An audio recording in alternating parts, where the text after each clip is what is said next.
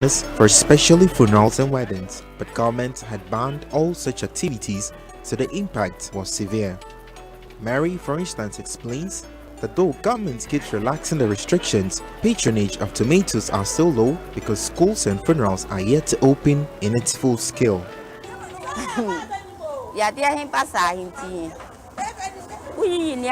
I say a school for an event uncle school. This says Basana to a year near from meeting. Omontan talk at the end. Say no dear or what. Omotabe talk a crank a crowd for you.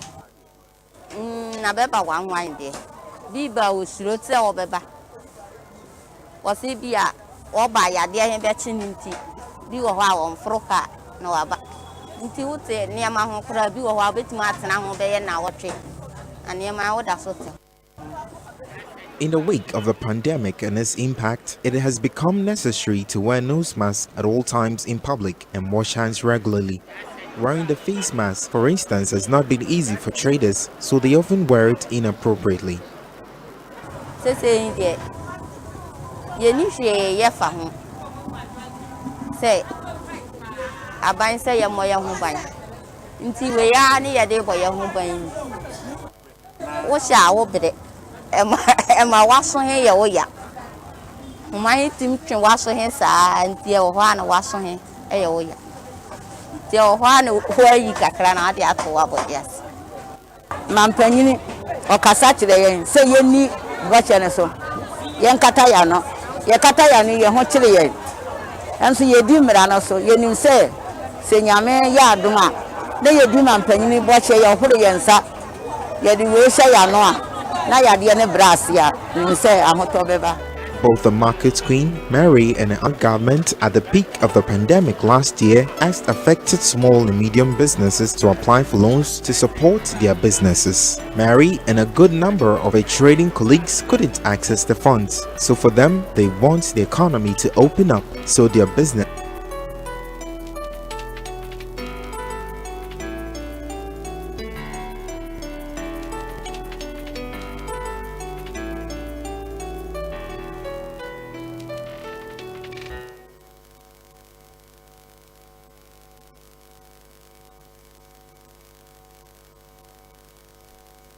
Good morning to you all,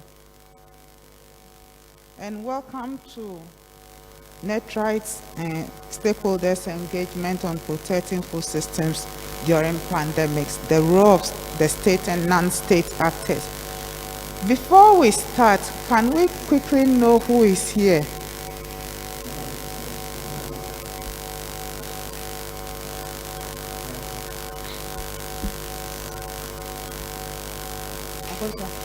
Should we start with the prayer? I'm sorry,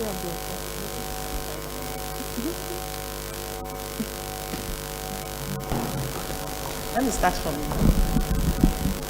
Let me say that this is being streamed on YouTube and Facebook, so we also have other people joining us online. But for those of us here, we quickly want to know who is here. Please, my name is Emmanuel Broku. I'm from the University of Ghana. Thank you.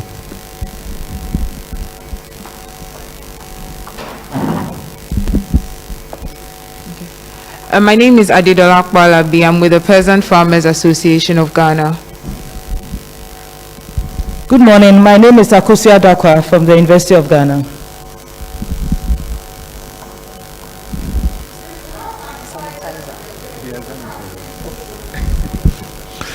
My name is Louis Hode from the University of Ghana. Good morning. My name is Samuel Issa from the Farmers Organization Network in Ghana.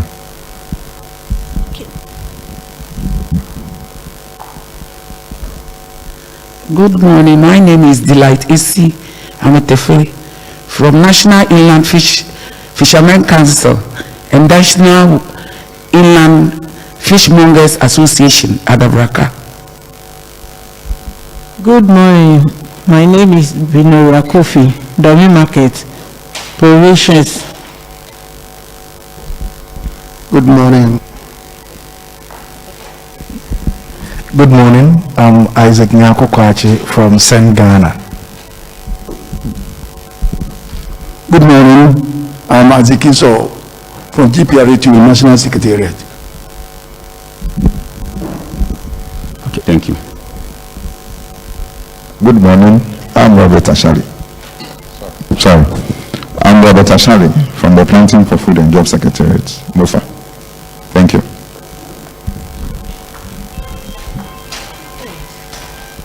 Good morning. My name is Mary Japuma Bekai, Mofat. Gloria Adifu from Ministry of Fisheries and Aquaculture Development. Good morning. My name is Jacqueline with the Ministry of Fisheries. Good morning. I'm Ekuba Kwenote from Department of Gender.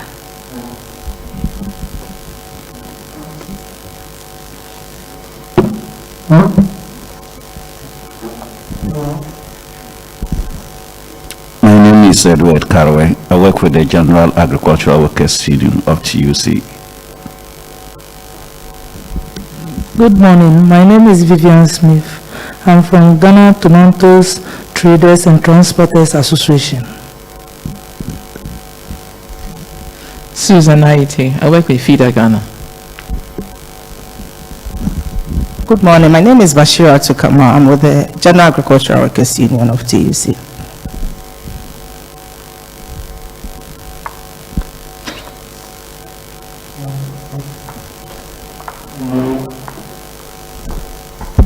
Good morning. My name is Irene Yakun with Netright. Good morning. My name is Cynthia Sunu with Netright. Hello, good morning. My name is Rejoice Anku from Department of Gender. And good morning once again. I'm Patricia Blankson Akakpo of Netright.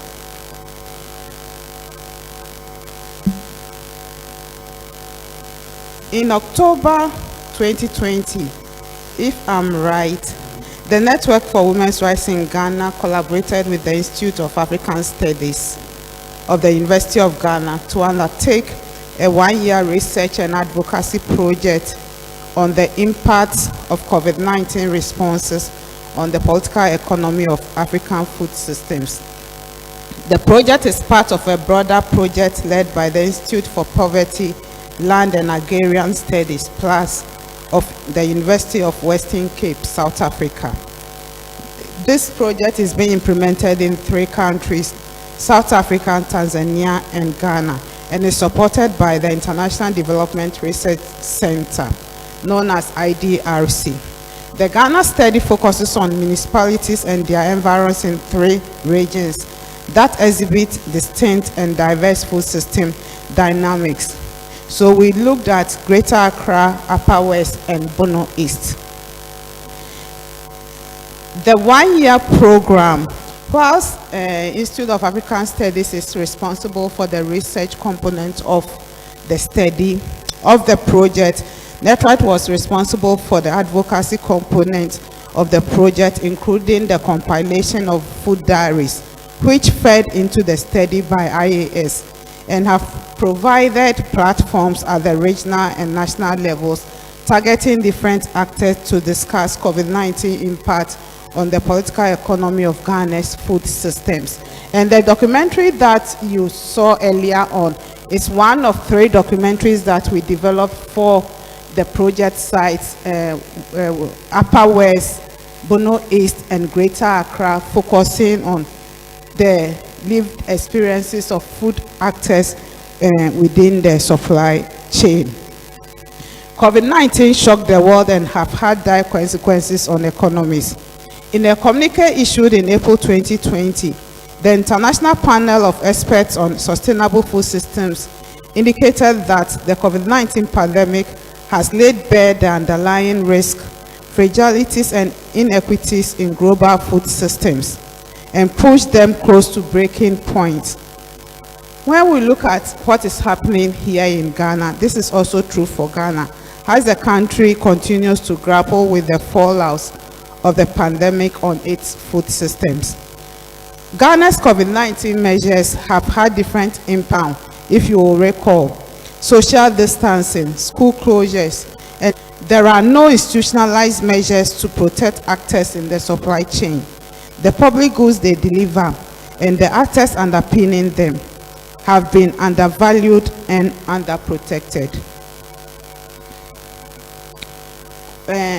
If we have to use the lessons that we've learned during this pandemic, then COVID-19 is a current call for Ghana to protect its food systems to withstand future pandemics. The country must find new and more resilient strategies through active citizens' engagement to address the disparities, inequalities, and systemic weaknesses to protect its food systems. I remember that when the government started putting up responses to address COVID-19, one of the things that came out was that there was no active citizens' engagement. So if we really want to protect our food systems, then it's important that whichever engagement that is undertaken is collective, is broad, involves everybody to ensure that we develop resilient strategies that will be able to protect our food systems. We should use COVID-19 learnings to guide the country to put in place measures that support the food system transformation that builds resilience at all levels. This dialogue is intended to get key stakeholders to discuss sustainable policy innovations and come up with recommendations to inform a gendered and innovative policy transformation to protect Ghana's food system. Those of us here today and those that are joining us online or in one way or the other have something to do with food systems. And we are hoping that this dialogue will help us, those of us in Ghana and also those that are joining us elsewhere from the African country, especially our partners from South Africa and Tanzania, to find a way of working together, both state and non-state actors working together to ensure that we have a food system that will withstand any future pandemics. This morning, we have two sections. The first section will focus on presentations. Please, when you look on the program, there is a little bit of error. When you look at MOFA, Ministry of Food and Agriculture, you see that there is Directorate of Agriculture Extension Services. Please forgive us, it's an error. We are looking at the ministry, so we'll have a representative from the Ministry of Food and Agriculture making a 10-minute presentation, giving us an overview of how we protect our food systems, and then we'll also have a presentation from the Ministry of Food, the Ministry of Fisheries, Aquaculture and Development, also giving us an overview. And then the IDRC Ghana project team would also make a 10-minute presentation. After that, we'll have general discussions. We'll have a snack break and then move into, we want to hear the experiences of those that work within the food systems, the various actors. So we have the Ghana National Tomato Traders and Transporters Association here with us. We have General Agriculture Workers Union of TUC with us. We have Ghana Poultry Farmers Association, Peasant Farmers Association of Ghana, Ghana National Canoe Fishermen Council. This morning I'm told that there is inland is part of their name. And then Ghana Private Road Transport Union is also here with us. We also have other state and non-state actors with us this morning. I won't be able to mention all the institutions and organizations that they are coming from. But those that are mentioned will be part of a panel discussion that will be moderated by Bashiratu Kamal, a gender and labor expert, to give us their experiences of how COVID has impacted on their membership and the strategies that they've been able to develop to address some of these challenges. I will now call on Institute of African Studies to give us a brief remark. Dr. Akosua-Dankwa. Professor Akosua-Dankwa, I'm sorry. Good morning. I am representing Professor Georgie Chikata, who cannot make it for this event this morning. She has another event to attend to. Professor Georgie Chikata is the Director of the Institute of African Studies, which was the institute at the University of Ghana that served as the base for the academics who did the research that we will share with you later. There were a number of us who participated in the project. Not all of us were necessarily from African studies. So I teach in the Department of Sociology, for example. Louis, who is here, is from the economics, has an economics background. Others worked in agricultural economics, and we had participants who, researchers from Upper West as well, who participated in the project. Now, we are academics, and academics, we do research and we publish it, and that's important. But this project is different because this project is about food and sustaining food systems. There is a saying about how we eat to live. Food is vital, it's crucial. Without meals, we would not be here. So this is a subject that's not interesting just from an academic perspective.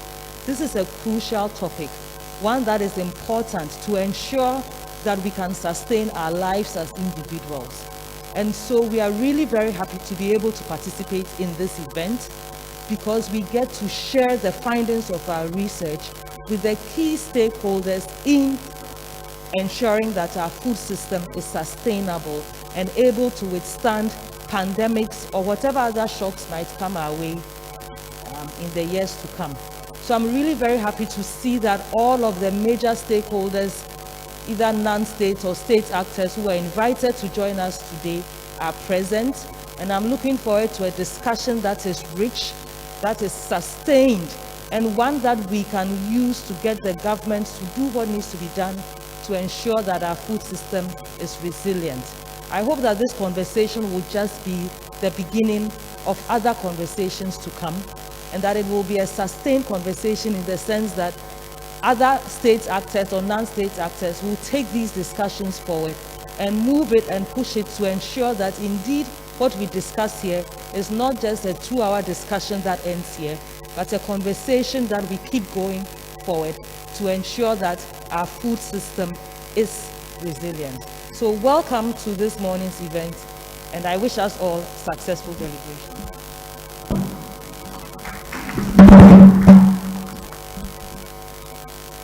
Thank you, Professor Dakwa. And as she said, for academians, theirs is to do the research, and for civil society, ours is to ensure that the research that they do inform the advocacy that we do so that we'll be able to carry out evidence-based advocacy. So that was one of the critical aspects of this project, bringing academia and civil society together to ensure that the work that researchers do inform the work that civil society do. I would now call on Ministry of Food and Agriculture, if they are with us here, to do their 10 minutes presentation.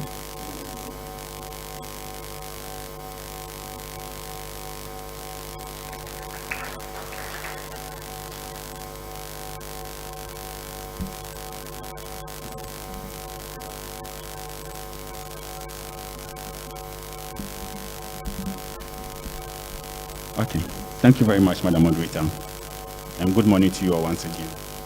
As I mentioned earlier, my name is Monkaila Faisal. I work with the Ministry of Food and Agri. So, whilst we wait for the presentation to come up, maybe I can do the introductions. Okay, so it's my pleasure you having me here. So I'm doing this presentation on behalf of the Director for Policy Planning, Monitoring and Evaluation of the Ministry of Food and Agri. Basically, the presentation is on protecting the agri-food systems in the wake of the COVID-19 pandemic. So, go on. Okay, so the presentation is, I hope I can leave the podium. Okay. So the presentation is, by the way of outline, we will look at an overview of the agri-food system prior to the COVID-19 pandemic. Within it, we'll look at the interventions before the pandemic, and then we'll look at some performances within that period. And then we will look at the onset of the COVID-19 in Ghana. We will look at what the government and the ministry has put in place to curtail the effect of the COVID-19 on the agri-food system in Ghana. And then we will look at the agricultural plan in response to COVID-19. And then we will look at the Ghana Cares of Atampa program, which is also a continuation of that. And then we will conclude. I understand the time is very short, 10 minutes. So permit me if I may have to run through some of the slides a bit. So just to set the context, to put the presentation in context, the agricultural sector in Ghana, as we all know, is being guided generally by an overarching agricultural sector policy we call the FASEP2, as we may all be aware. So this FASEP2 policy has been in place with us since 2008. It has been implemented over the past over 10 years now, and just a point of note that a new policy is being prepared. Hopefully by the end of this year, a new policy should be with us. And then this policy, as we know, takes strength from various developmental frameworks, like in the global space, we are looking at the Millennium and the Sustainable Development Goals. In the continental level, we are also looking at the AU Agenda 2063, which has an agricultural wing they call the Comprehensive Africa's Agricultural Development Program, the CADEP. And then at the ECOWAS level, we are looking at the ECOWAS agricultural policy. So this agricultural policy for Ghana takes strength from all these developmental frameworks.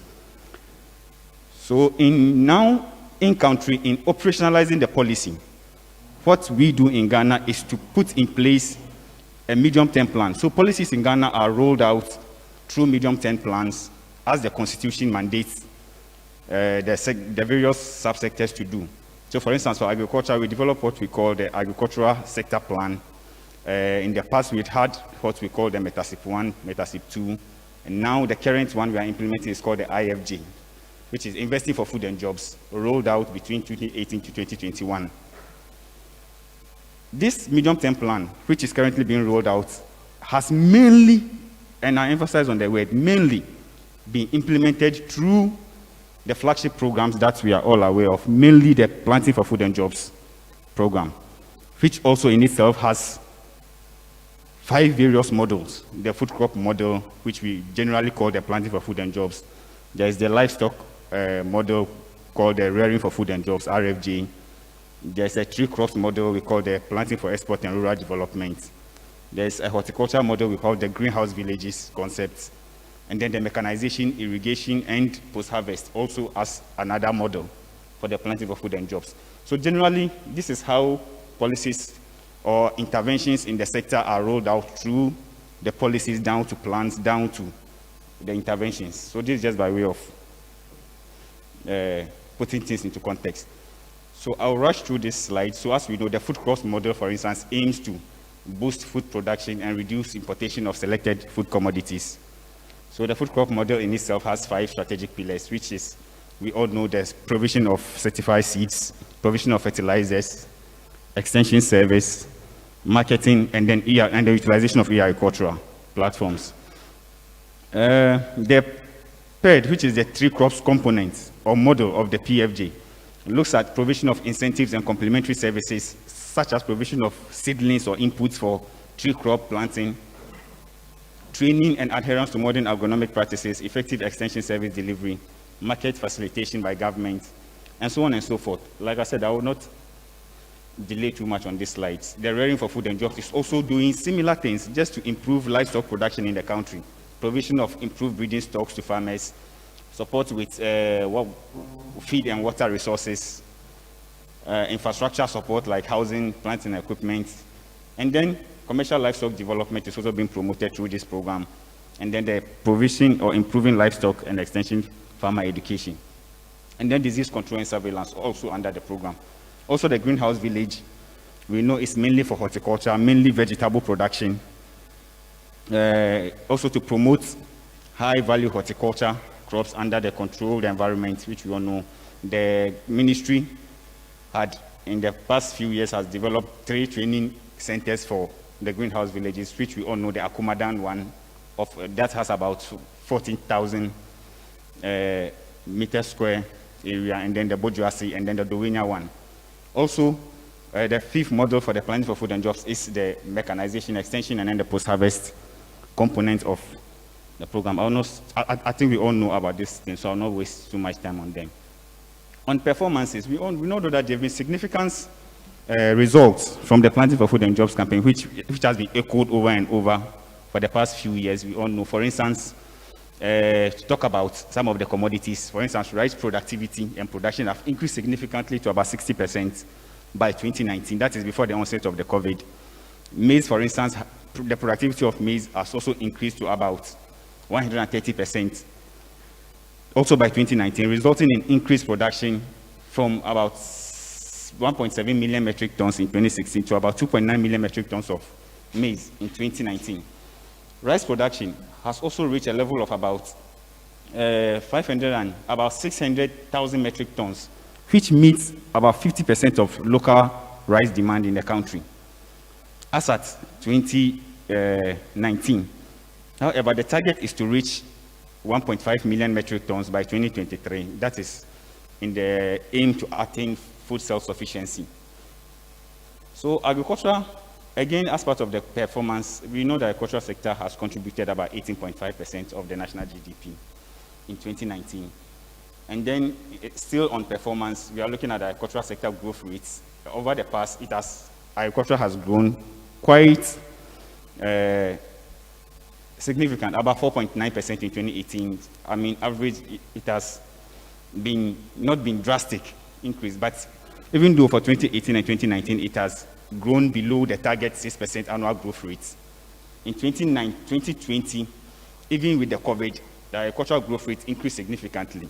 This tells us that even though the COVID had an effect on the sector, the impact was not as severe as the other subsectors of the economy, like industry and services. So I'll move on today. So on the wake of the COVID, as we all know, the COVID has come with its own challenges to various sectors of the economy.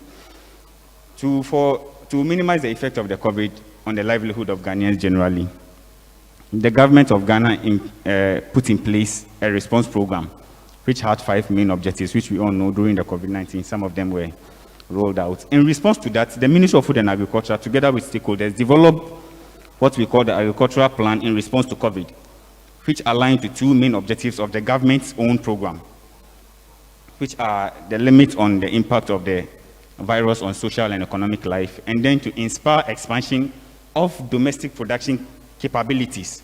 That is crucial. Expanding the domestic production capabilities and deepening self-reliance. Because during the COVID, we realized that importation became a problem, and most of the commodities we were relying on imports like rice, poultry, tomato, became a big problem. So again, the plan gave the ministry or the sector an opportunity to assess the effect of the COVID on the sector, and then prioritize the needed intervention to address the emerging issues from the COVID-19. So what are some of the effects that the assessment came out with?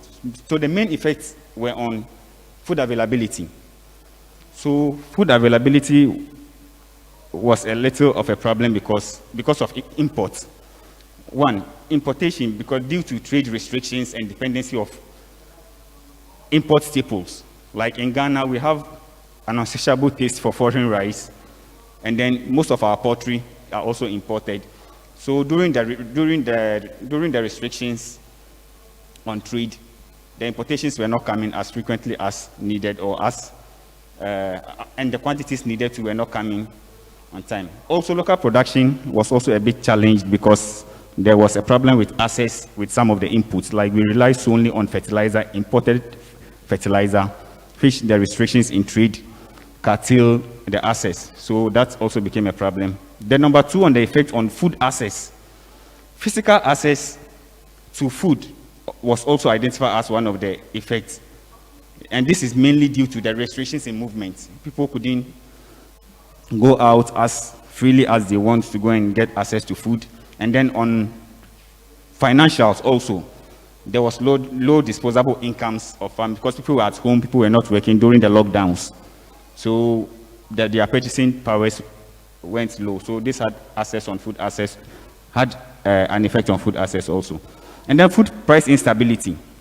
Within the first 3 months of the COVID, when the lockdown was imposed, we realized that some food price commodities went up to about 3 times their price. This was mainly due to some of the panic buying that happened during the time, if you all remember. And then some of the commodities too were out of season as usual. But when a longer trend analysis was done to see the effect on price of food commodities over a longer period, it was realized that the actual price changes was not significant. There wasn't a much significant change compared to the previous year when there was no, when there was no COVID. Again, agribusinesses were badly affected because a lot of agribusinesses that depend on bulk purchases, like institutional buying, like purchases from hotels, schools, restaurants, all went down because schools were closed down, the restaurants were not running at full capacity, the hotels even worse. So all that had a serious effect on agri businesses. I remember during that period there was a problem with egg.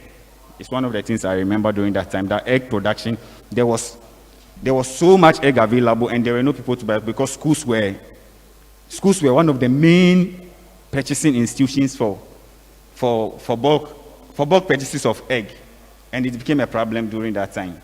So it affected the poultry producers also. So what is the agricultural plan in response to the COVID did was, in the short term, it was looking at intensifying the support for production through the flagship programs. So I've mentioned a number of them, about 5 of them. So the kind of interventions that were running, like access to fertilizer, were intensified. So, for instance, the number of beneficiaries for fertilizer access was increased during the 2020 planting season because of the COVID, to make it more accessible to farmers. And then there's an improvement in extension service delivery, also mainly through a program the ministry was running called the Modernizing Agriculture in Ghana, that recruited more extension service officers and then gave them logistics, motorbikes and other things to be able to render the service better. Also enhancing access to finance for producers and processors was also done during the short period. And we did also some promotion of production of high-level value commodities under the greenhouse conditions, like I mentioned earlier. In the greenhouse village concept was also done. And then scaling up investment in rearing for food and jobs was also done to improve the livestock production during that period. Improving food distribution and marketing systems, and then enhancing household food security. So these are the short-term measures. This actually efforts were done to implement this during the 2020-2021 season. That is during the outbreak of the COVID. In the medium to long term, the government is more forward-looking to doing bigger things, like we are expanding the national storage capacity, and then expanding rice production through a number of projects, and then improving access to agricultural finance. Maybe when we get to the case area, I'll highlight more on these ones. And then promoting regional trade, supporting for processing and marketing, and then support livestock development. So that takes us to the Ghana Cares or Batampa program. So what I've described so far, it is what the ministry had in plan to do over the period. But the government of Ghana, through Ministry of Finance, put together or mobilized all these interventions from the various subsectors, agriculture, health, education, and put them together for implementation, for financing, and call it the Ghana Cares or Batampa program, which is a 1 billion program. So it's a government, so let's go through. So the Ghana Cares or Batampa program is the government of Ghana's response to mitigate the impact of the COVID-19 on the livelihoods of Ghanaians in general. And then it has 2 phases: the stabilization phase, which mainly happened during the outbreak of the COVID, and then the revitalization and transformation of the economy, which is mainly the CARES program. That is the 1 billion program, which is between 2021 to 2023, mainly, which is currently being implemented. So in this program, agriculture was identified as one of the critical sectors to revitalize the economy of Ghana. And then the areas of focus for the agricultural component in the CARES program, in the Ghana Obatapa CARES program, is to support commercial farming and attract the youth into agriculture, develop and promote agro-processing, targeting import substitution commodities, like I mentioned already, those that we rely so much on imports, like rice, poultry, cassava, sugar. Okay, I think cassava was there for a reason, because it is the sector. Flagship programs, like I mentioned already, there are plenty for food and jobs. So a lot more is being done than it used to, even though there are challenges. Because, for instance, the planting for food and jobs, mainly the food crops model, access to the fertilizers and the inputs has become into still trying its best to agribusinesses and farmers generally. So this interest rate subsidy, for instance, government is seeking to grant 50% of subsidy on financial institutions' interest charges on loans to agribusinesses, on the selected agribusinesses. And for them, and for the businesses that qualify for this interest rate subsidy, we are looking at, for 2021, we are looking at rice, soya, poultry, and tomato. And then these are the segments of the value chains that will qualify for this interest rate subsidy support. So we're looking at production, aggregation, and processing generally. So there's also a grant component of the CARES agricultural component, which is to facilitate mainly seed production for tomato. Because during the stakeholder consultation, it came out that the tomato variety in Ghana is not the best on the market. And therefore, scientists, University of Ghana, WACI, and then CSIR had done some research to come out with some better varieties. So the government is supporting them to release this variety and to multiplicate and release the seeds to farmers to grow. There's also a farmer registration exercise going on as part of the CARES program and then also there's the government is also seeking to facilitate the construction of silos, about 10 metric tons capacity silos, through PPP arrangement with private sector in mainly rice growing areas. So this is also ongoing currently. And then there is also an effort to intensify the implementation of the flagship programs, as I mentioned earlier. In conclusions, we just want to say that the COVID interventions are mainly to sustain the gains that were made prior to COVID. Like I mentioned earlier, before the COVID, the sector was probably doing much, much better. But the COVID came into put it a bit off guard that these interventions, when well implemented, would increase the resilience of the Ghanaian food system by reducing, which are expected to spare private sector investment. So the government is saying that, okay, go to your banks, go and take your loans and do your operations. The interest rate subsidy that you are complaining about that is too high. We are subsidizing it 50% for you, all the things. And then the fourth one is that we also expect that, we are also expecting these interventions to revitalize and transform the economy in the medium to long term. On that note, I'll say thank you, and then I'll wait for any questions or clarifications that come up. Thank you very much.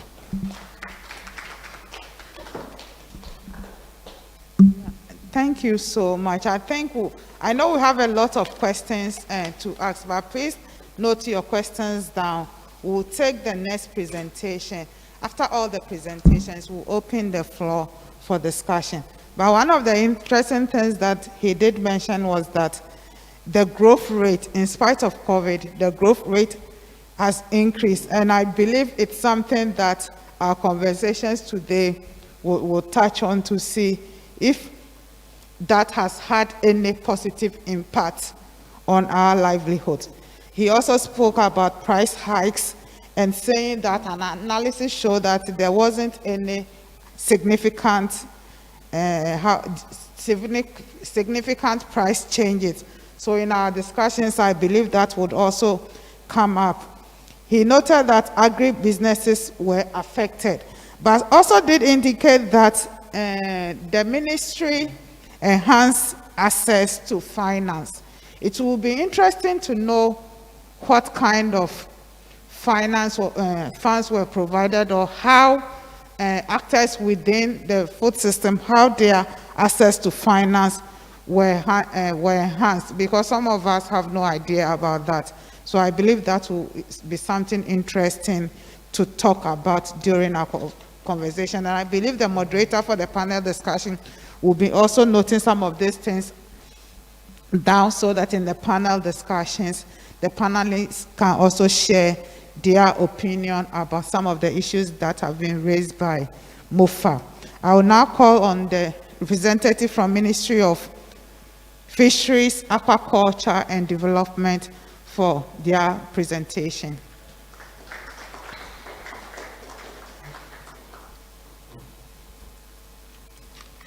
You are welcome, Madam.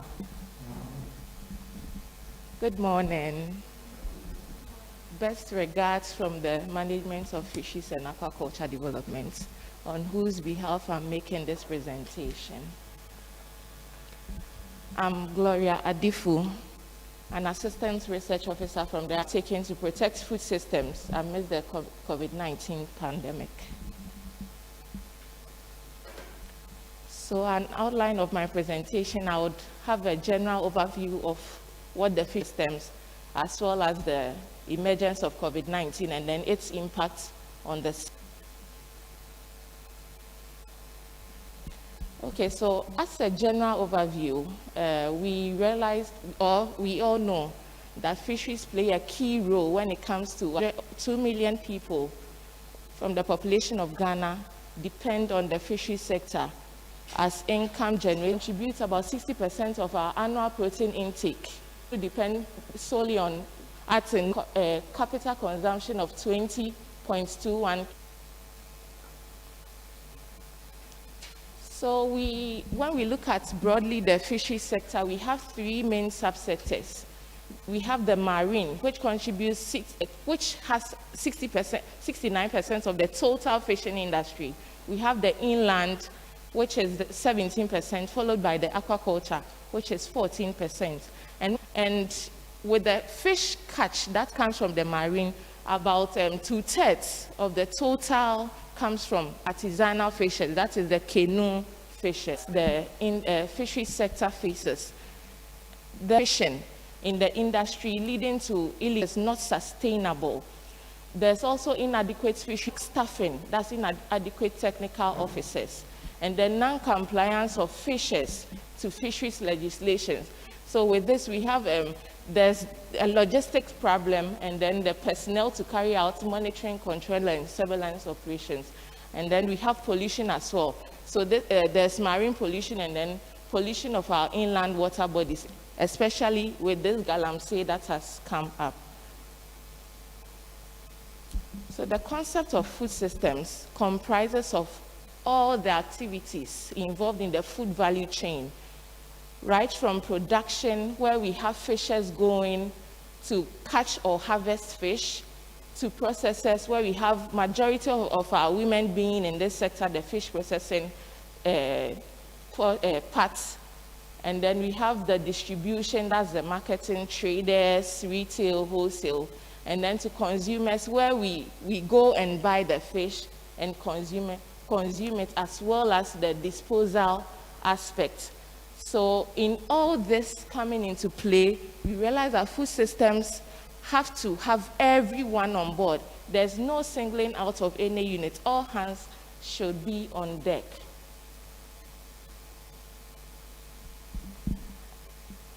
Almighty COVID-19, it came as a, will I say, a surprise and a shock as well. First case being reported in Ghana way back in March 2020. And we saw how the government put measures in place, as in restrictions, and then imposing on us practicing safety protocol measures. And then these restrictions affected the fishing industry, in that all aspects of the fish supply chain was strongly affected, with jobs, with income, with food security. Did I do something? Sorry.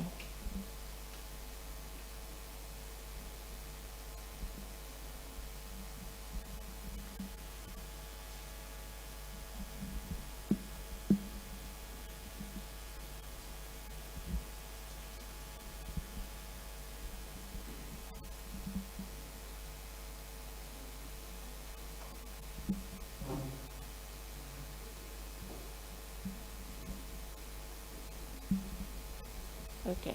So with food security as well as the health of fishers being at risk. With this, we saw fish and then fish products being, that is dependent on international trade, suffering the most because of closure of our international borders. So our fish trade suffered the most. And then also we saw locally our fish processors, which form over 90% of the industrial post-harvest fisheries, were affected. This affected the fish processors as well. And then as a ministry, it affected us in that we were not able to implement some of our projects and then programs and projects. An example was the close season. Last year, because of COVID and with the stakeholder engagements we had, we could not implement the fishing close season for the artisanal fishers. So that also affected us as a ministry.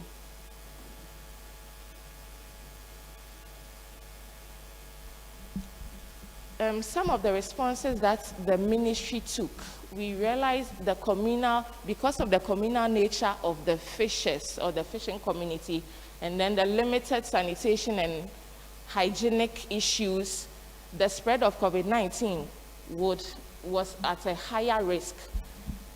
So as a ministry, we, together with our agency, we procured a number of COVID-19 safety items for distribution to these fishers through selected metropolitan MMDCs. Some of the items we procured were the nose masks and the buckets and all that. And then we as well did a sensitization, community sensitization on COVID-19. What am I doing?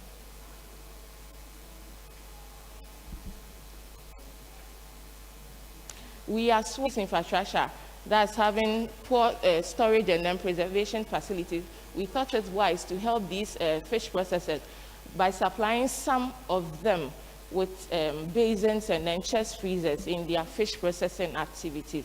We also supplied approved fishing gears to the fishers, as well as these ahonto ovens, that's the approved fish processing facilities, to some of the fish processors as well. And as part of course, sustainability is key when it comes to food systems. So as part of making sure sustainability of our fishing industry continues, we had to as well engage the stakeholders and then implemented the close season, which we weren't able to do last year, this year, and it was successful, I must say. We also had to enforce strict, we also have strict enforcement activities. With the ban of illegal fishing, we had to provide this machine, the torimeter, so that they could use to test for the fish if it was caught through illegal means or the fish is safe for consumption, since safety of our food is also needed when it comes to food systems.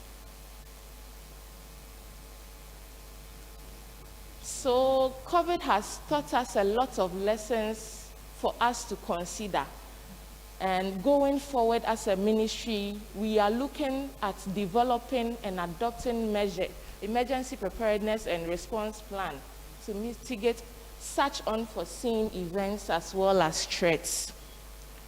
We also look at, we would also want to look at having alternative livelihood programs for the fishers, as well as financing the fishers as well. There's also going to be increase in surveillance because of the illegal activities the fishers get involved in. And this is going to be done, we have started the process to procure a research and patrol vessel as a ministry so that our enforcement operations can be enhanced.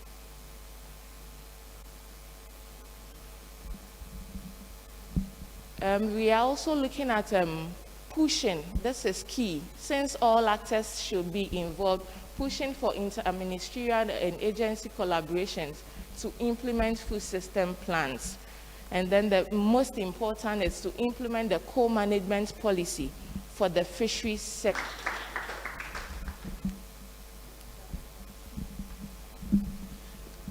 Thank you. If we would, one of the things that she mentioned that caught my attention was that when it comes to fish consumption, Ghana is sixth on the world. So it means that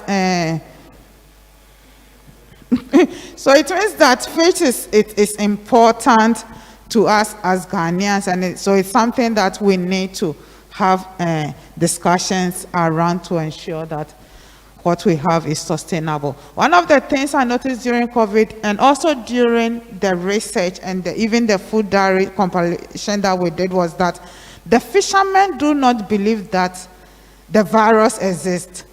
So I would also want to know how MOFAD dealt with that, the kind of awareness creation they carried out among the fishing communities.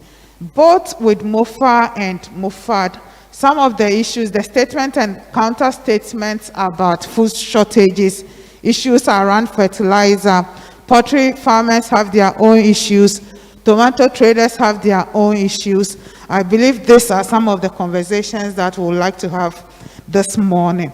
I also want to assure our online audience that we have all your comments here. When the floor is open for discussions, we'll read them and ask the speakers to respond to it. Now I want to invite Professor Dakwa, who is the team leader for the Ghana project, to present some findings of the research. Prof.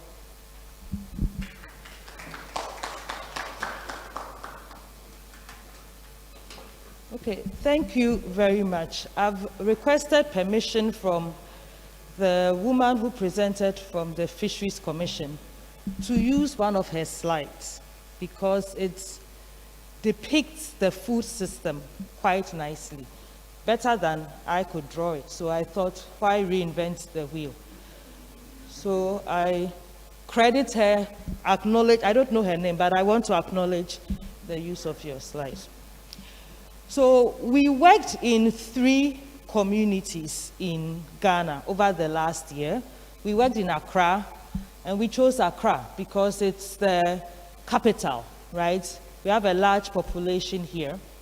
We worked in Bono East, the Techiman area, because that's considered a food basket for Ghana. And then we worked in Wa, where Upper West has one of the highest food insecurity. In fact, it is the most food insecure part of Ghana. So we wanted to pick these 3 and see what COVID had wrought. Now, what we did is sort of the counter of what the Ministry of Food and Agriculture provided us, right? They provided us with statistics at the national level. What we did was to do a grounded, sort of bottom-up approach. Okay, so in the 3 regions that we worked in, we talked to different actors. So if you look at this nice circle we have here, we talked to producers, which in the case of Ghana were the farmers. We talked to processors in terms of Gari processors, for example. So if you think of processing, not just the large-scale companies, but you think about the small-scale processors as well. We talked to retailers and wholesalers. For us, when we talked about distributors, we had 2 levels of the So the truck drivers, in the context, are the majority of the people who distribute our food. We also spoke to consumers. In other words, everybody here, whether you're a producer, a processor, a distributor, you're also by extension a consumer, right? So when we talk to them in their capacity as distributors, processors, and producers, we also did talk to them as consumers. And we talked to stakeholders as well. So we talked to state actors in the 3 different regions as well. We also did what's known as a food diary. So in a food diary, you document what's happening with your food practices over a 2-week period. And then we went back, so we went back to the same group of people from January to June every 2 weeks. and we talked to 56 people that way. So there are 56 people across the 3 regions who we kept going back to for a 6-month period. And that allowed us to track changes in prices, right? And the different decision making that was taking place with them. So those were the different ways in which we collected the data.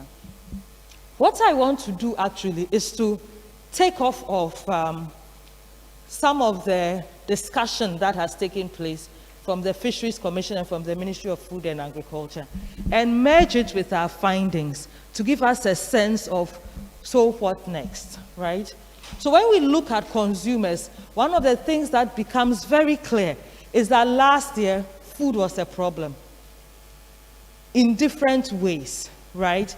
Most of it hinged on affordability. So the food may have been available. The farmers may have produced it. It may have been moved, but people could not buy it because to buy it, you needed cash. And one of the things that happened last year, the statistics from the Ghana Statistical Service shows that 86% of Ghanaians lost income. So if you lose income, then your ability to afford food decreases. And it showed up in different ways.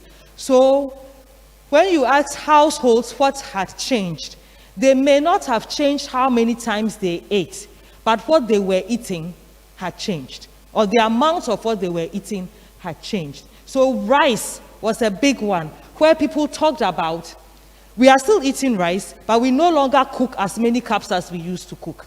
So if they were cooking 5 cups per meal, now they were cooking 4 or 3. Other people also didn't have as much of a variety as they would have liked. So if you think about Ghanaian soups, you know the soups that have like the United Nations in it, right? Koto, fish, wele, all of those things.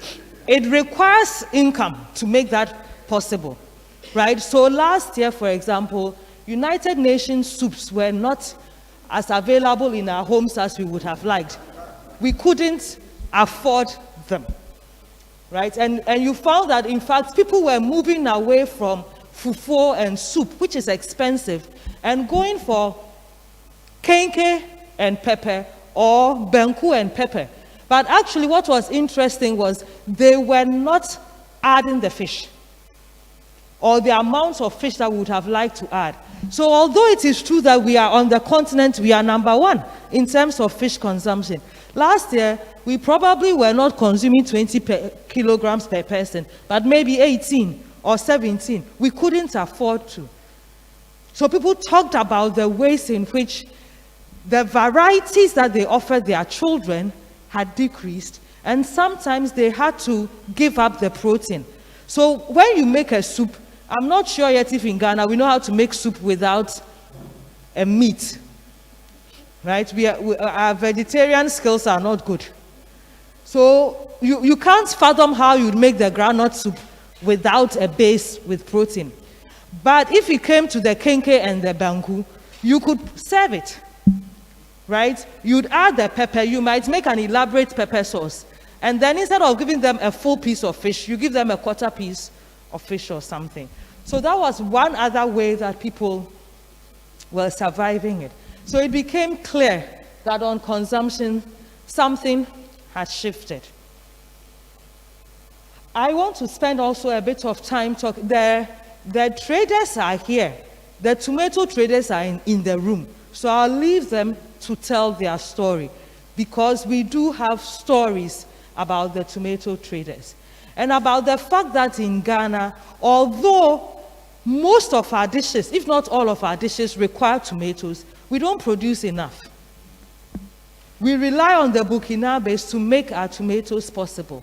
That also requires transporting it from Ouagadougou to those of us in Accra to Accra, right? And think about our roads and the quality of the roads, and then the armed robberies that could take place, as well as the restrictions that COVID-19 brought.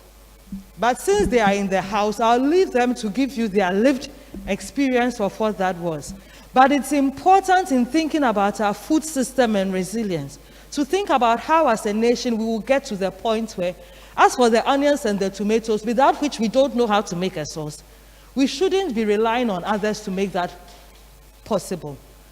So there is a crisis there. It was interesting and gratifying to hear from the Ministry of Food and Agriculture that they are working with WACI and so on to produce tomato breeder seeds. But those breeder seeds have to be given